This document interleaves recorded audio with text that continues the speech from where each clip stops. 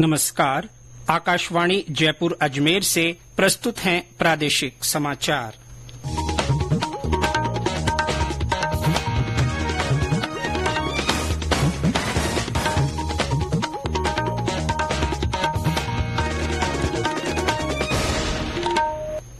मुख्य समाचार। प्रदेश में आम चुनाव के दूसरे चरण में 13 संसदीय क्षेत्रों में 64.6% मतदान। दोनों चरणों में औसतन 61.6% वोट पड़े। राज्य में लोकसभा की सभी 25 सीटों पर मतदान प्रक्रिया संपन्न। मुख्य निर्वाचन अधिकारी ने मतदाताओं का जताया आभार। भ्रष्टाचार निरोधक ब्यूरो ने दूदू जिला कलेक्टर और पटवारी पर 25 लाख रुपए रिश्वत मांगने का मामला किया दर्ज, जांच शुरू। और प्रदेश में मौसम में बदलाव से लोगों को तेज गर्मी से मिली कुछ राहत। आज भी ज्यादातर स्थानों पर आंधी बारिश की संभावना।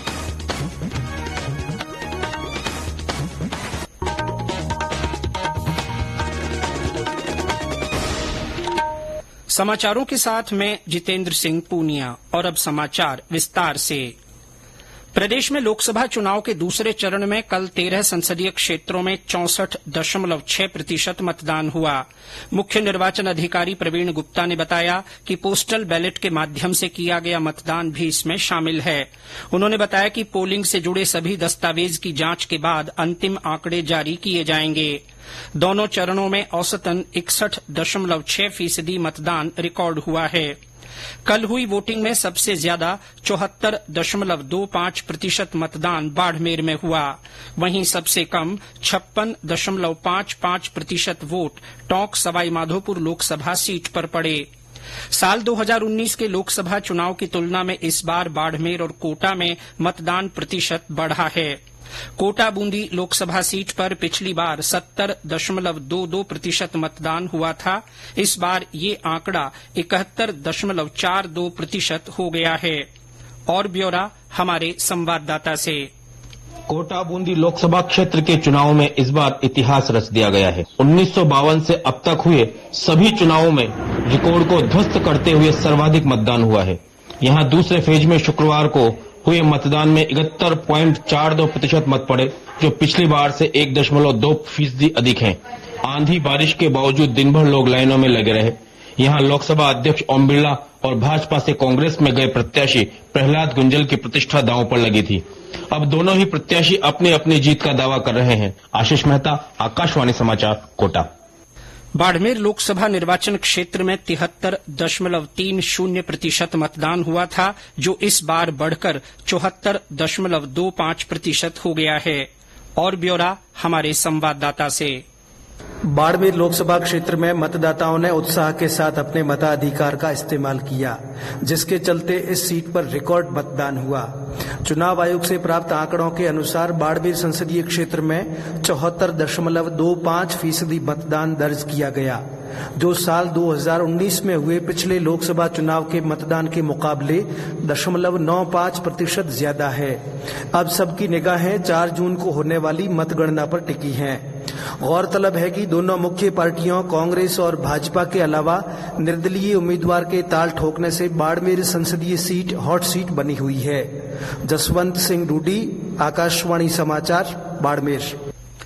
शेष सीटों में से बांसवाड़ा डूंगरपुर में 72.77%, झालावाड़ बारां में 69.03%, चित्तौड़गढ़ में 68.31%, उदयपुर में 64.53%, जोधपुर में 63.89%, जालौर में 62.56%, भीलवाड़ा में 60.47%, अजमेर में 59.73% और राजसमंद में 58.46% मतदान हुआ। राज्य में लोकसभा की 25 सीटों पर मतदान प्रक्रिया संपन्न हो गई है। पहले चरण के तहत 19 अप्रैल को 12 लोकसभा सीटों पर कुल 58.28% मतदान हुआ था। मुख्य निर्वाचन अधिकारी प्रवीण गुप्ता ने लोकतंत्र के इस महापर्व में शांति और सौहार्द का परिचय देने के लिए प्रदेश के सभी मतदाताओं का आभार जताया है।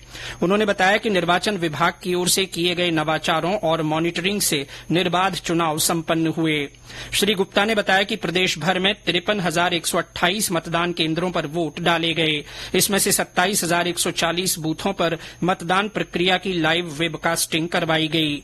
उन्होंने बताया कि होम वोटिंग सुविधा के तहत दोनों चरणों में 98.39% पात्र मतदाताओं ने अपने मताधिकार का इस्तेमाल किया। इसके अलावा करीब 2.25 लाख कार्मिकों ने पोस्टल बैलेट से मतदान किया। इस चुनाव में कुल 3,400 विशेष मतदान केन्द्र बनाए गए। प्रत्येक विधानसभा क्षेत्र में 4-4 बूथ महिलाओं और युवाओं तथा एक बूथ दिव्यांग कार्मिकों द्वारा संचालित किया गया। उन्होंने बताया कि मतदान प्रक्रिया में 3.25 लाख से अधिक मतदान कर्मी और 1.5 लाख से अधिक सुरक्षाकर्मी लगाए गए। चुनाव में धनबल सहित अवैध गतिविधियों को रोकने के लिए आचार संहिता के बाद से 919 करोड़ रुपए से अधिक की सामग्री जब्त की गई।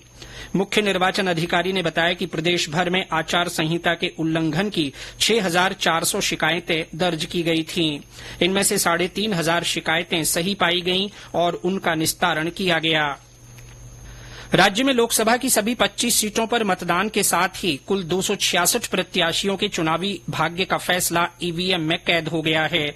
4 जून को मतगणना वाले दिन ईवीएम खोली जाएंगी और 18वीं लोकसभा के लिए चुने गए सांसदों का परिणाम सामने आएगा। ईवीएम और वीवीपैट मशीनों को संबंधित जिलों में कड़ी सुरक्षा के बीच स्ट्रांग रूम में रखवाया गया है। ये समाचार आकाशवाणी जयपुर अजमेर से प्रसारित किए जा रहे हैं। समाचार बुलेटिन में आपका फिर स्वागत है। भ्रष्टाचार निरोधक ब्यूरो ने दूदू जिला कलेक्टर हनुमानमल ढाका और पटवारी हंसराज पर रिश्वत मांगने के संबंध में मामला दर्ज कर जांच शुरू कर दी है। ब्यूरो के उप महानिरीक्षक डॉक्टर रवि के निर्देशन में जांच टीम ने दूदू कलेक्टर के निवास पर तलाशी ली और मामले से संबंधित दस्तावेजों को जब्त किया। डॉक्टर रवि ने बताया कि एक परिवादी की ओर से उसकी जमीन के रूपांतरण की एवज में जिला कलेक्टर ने 25 लाख रुपए की मांग की थी। शुरुआती जांच में रिश्वत का सत्यापन होने पर प्रकरण दर्ज किया गया है।